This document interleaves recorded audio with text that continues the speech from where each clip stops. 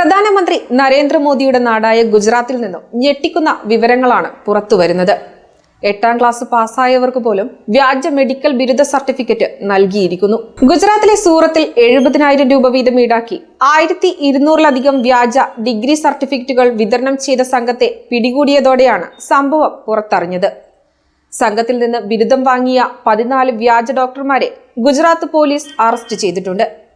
മുഖ്യപ്രതി doctor Ramesh ഗുജറാത്തിയെയും arrest ചെയ്തതായി police അറിയിച്ചു. Board of electro homoeopathic medicine Gujarat നൽകുന്ന ബിരുദങ്ങളാണ് പ്രതികൾ വാഗ്ദാനം ചെയ്തത്. ഇവരുടെ പക്കൽ നിന്ന് 100 കണക്കിന് അപേക്ഷകളും സർട്ടിഫിക്കറ്റുകളും സ്റ്റാമ്പുകളും പോലീസ് കണ്ടെത്തിയിട്ടുണ്ട്.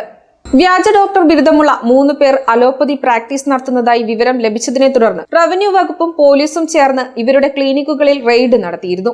ചോദ്യം ചെയ്യലിൽ പ്രതികൾ ബിരുദ സർട്ടിഫിക്കറ്റുകൾ കാണിച്ചു. ഇത് പരിശോധിച്ചതോടെയാണ് വ്യാജ ബിരുദ സംഘത്തിലേക്ക് അന്വേഷണം നീണ്ടത്. ഇലക്ട്രോ ഹോമിയോപ്പതിയുമായി ബന്ധപ്പെട്ട് ഇന്ത്യയിൽ യാതൊരു നിയന്ത്രണവുമില്ലെന്ന് മുഖ്യപ്രതി കണ്ടെത്തിയെന്നും പ്രസ്തുത കോഴ്സിൽ ബിരുദം നൽകുന്നതിനായി ഒരു ബോർഡ് സ്ഥാപിക്കാൻ പദ്ധതിയിട്ടിരുന്നതായും പോലീസ് പറഞ്ഞു. 5 പേരെ നിയമിക്കുകയും ഇലക്ട്രോ ഹോമിയോപ്പതിയിൽ പരിശീലനം നൽകുകയും 3 വർഷത്തിനുള്ളിൽ കോഴ്സ് പൂർത്തിയാക്കുകയും ഇലക്ട്രോ ഹോമിയോപ്പതി മരുന്നുകൾ എങ്ങനെ നൽകാമെന്ന് അവരെ പരിശീലിപ്പിക്കുകയും ചെയ്തതായും പോലീസ് പറഞ്ഞു.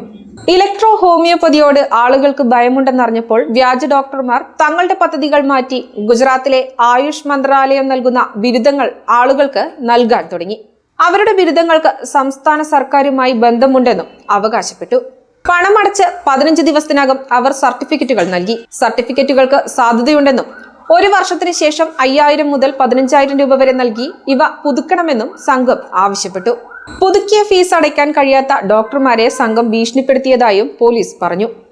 പ്രതികളിൽ 2 പേരായ ശോഭിത്തും ഇർഫാനും പണം തട്ടിയതിൽ പങ്കാളികളാണെന്നും പോലീസ് വ്യക്തമാക്കി. പ്രധാനമന്ത്രിയുടെ നാട്ടിലെ ഈ സംഭവം ഒരു ഉദാഹരണം മാത്രമാണ്. ഇന്ന് ആരോഗ്യരംഗത്ത് ഇത്തരത്തിലുള്ള സംഭവങ്ങൾ ഏറി വരികയാണ്. അതുകൊണ്ട് തന്നെ ഇത്തരം കാര്യങ്ങളിൽ കൃത്യമായ പരിശോധനയും കർശന നടപടികളും അനിവാര്യമാണ്.